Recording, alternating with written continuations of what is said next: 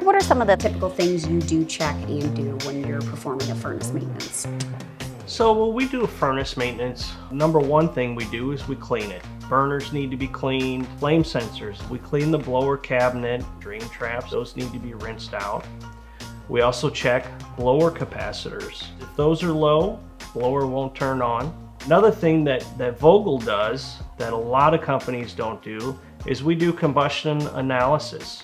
We also check the filters.